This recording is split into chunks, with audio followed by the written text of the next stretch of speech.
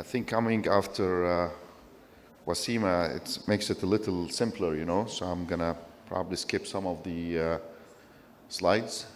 Can you please project the slides? Okay, thank you. So these are my disclosures. So just like Wasima said, this is, whether it's a new stenosis or it's a recurrent stenosis, most of the time it's a new intimal hyperplasia caused by uremia, caused by hemodynamic stresses from arterial flow going into a vein, vessel wall injury from needling during dialysis, or barotrauma and recurrent stenosis from using balloon angioplasty. So in order to prevent this proliferation, which is known as new intimal hyperplasia again, we use paclitaxel, which is basically a substance that inhibits the smooth muscle proliferation. There's multiple types of drug-coated balloons. The most common ones are these four, the Lutonix, Impact, Aperto, and Passio. And this is based on the studies that were done on those, collective of 825 patients until I did this, of course, in 2022. And, as you can see, these are the most commonly used, which reflects on the studies published. So, do drug-coated balloons really improve the patency rates in dialysis AV fistula? So let's talk first. Let's see the peripheral lesions first.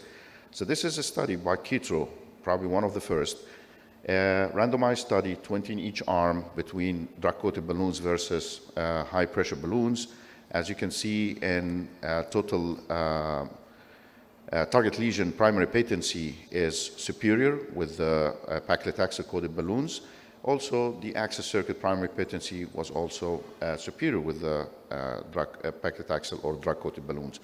No major or minor complications were noted.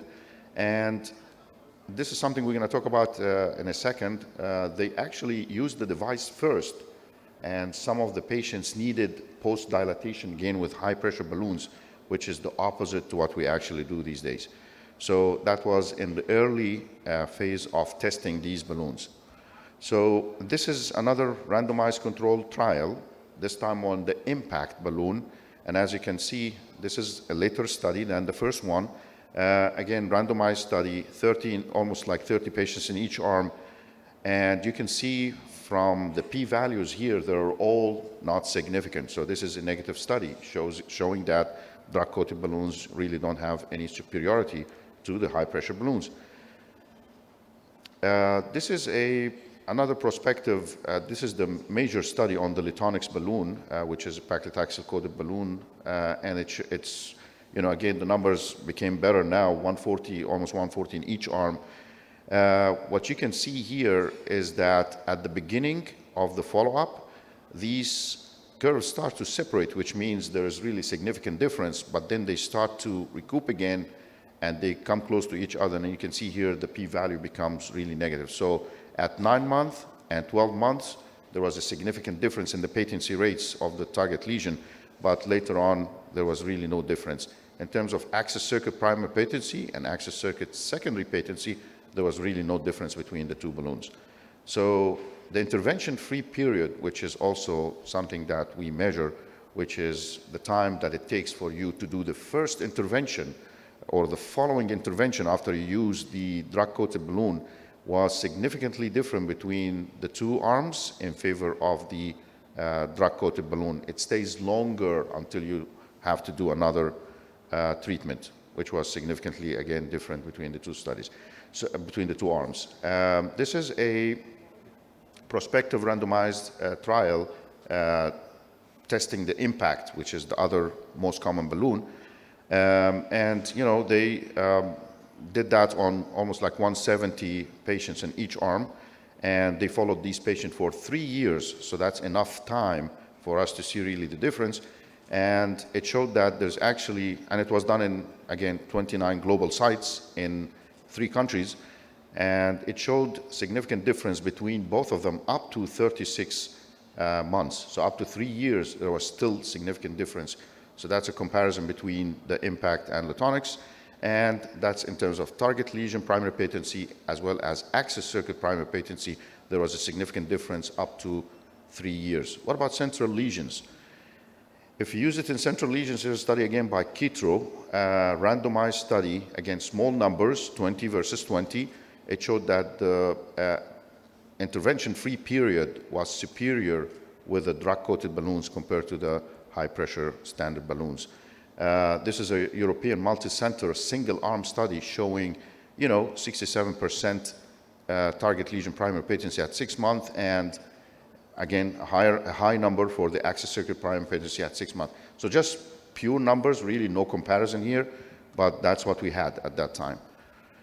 And when you look at these studies, all these studies, there's a lot of variability. As you can see here, these are the, I would say the landmark studies for drug-coated balloons, and these are the type of balloons that were used in these studies. And when you look at the results, some of them are negative, some are positive, some are negative, and it's like a mumbo-jumbo of results. And, it seems like we really don't know whether it works or not. So what is the reason for this variability in the results? There's a variability in the patient population based on the geography. For example, in America, most of the patients on dialysis are the African Americans, which have high comorbidities such as diabetes and hypertension compared to the white males in Europe, which are the patients mostly on dialysis. Now, when you look at these two studies, Lutonix was done only on the African American United States patients, while Luxtine, which is the IMPACT trial, had only 67% of the patients from the US, mostly African Americans again. So when you look at the results, the target lesion primary patency, overall, as you can see here, this seems to be much better than the IMPACT seems to be much better than the Lutonix. But when you separate the US participants and compare them to the US participants in the Lutonix, that number drops and it becomes very close to the number of the Lutonix here. So what about variability in the age of the graft? Of course, when these studies don't tell us how old are these AV fistula, and again, that correlates with outcomes in general. The variability in the location of the lesion is another important factor that differentiates the outcomes, whether it's forearm, arm versus central veins. Again, you cannot just loop everything together. And variability in the devices used. Again, as you can see here, these are the devices that are available on the market. When you look at the dose of the paclitaxel, it's variable between the different balloons, and even the excipient, which is the carrier of the paclitaxel, is also different between the different balloons. So there's differences in the device structure itself and the amount of paclitaxel that is laid over it.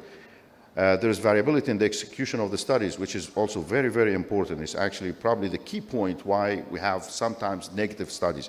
So the predilation of the vessel, like I said, some of the studies in the early days, they actually did the drug-eluting balloon first, and then they dilated with a high-pressure balloon, which actually should disrupt the paclitaxel that you deposited, because there is one important principle that we need to understand about the drug-coated balloons. It's a delivery balloon. It delivers the paclitaxel. Its value is not to dilate the lesion. The value of the drug-coated balloon is to deliver the paclitaxel only. So you have to dilate first with a high-pressure balloon, reach a good response, and then you deploy the drug-coated balloon at that same area in order to infiltrate that stenosis with the paclitaxel and prevent recurrent stenosis again. Also, and as you can see in two trials at least, they started with the device and then post-dilatation. Also, the time it takes to push that balloon into the circuit and to the lesion is very, very important. This was only reported in the Triatola study, which is the Lutonix study. This needs to be less than 30 seconds. So you really need to know where the lesion is. You need to quickly insert the balloon, push it towards the lesion, and inflate it in less than 30 seconds. Otherwise, what happens is that your paclitaxel will dissolve into the blood, and you will have less concentration by the time you reach the target lesion. We have known this from the cardiology studies, which did the same thing, but on the coronary stenosis. In addition, how long you should inflate that balloon? Some of the studies have inflated the balloon for 30 seconds only. Some have inflated the balloon, which is the Lukstein's, which is the impact, which had a very good result. They inflated the balloon for 3 minutes. So we have known now, again, reflecting from the cardiology studies, that the more you inflate, actually you deliver more of the paclitaxel. So the recommendation now is to inflate for 3 minutes at least. So are they safe? Yes, they are. All the studies have shown that there's no significant difference in short or midterm or even long-term mortality now between the drug-coated balloons versus the high-pressure balloons. Are they cost-effective? They are cost-effective. So this is one study in Europe. It shows that 2,100 euro savings per year of primary patency. Again, these are euros, so it might not reflect well with the Egyptian pounds. In the US, in the first year, $1,600 savings versus $4,200 savings at 3 years if you maintain the patency of that circuit. So in summary, most studies demonstrate a benefit from using drug-coated balloons compared to high-pressure balloons. Drug-coated balloons demonstrate comparable safety. They are as safe as high-pressure balloons. Improvement in the device by putting more paclitaxel probably on the balloons, and technique by pushing it very quickly within 30 seconds to the target lesion, and also inflating it for at least 3 minutes should improve the results, and they are cost-effective, as I said. Thank you.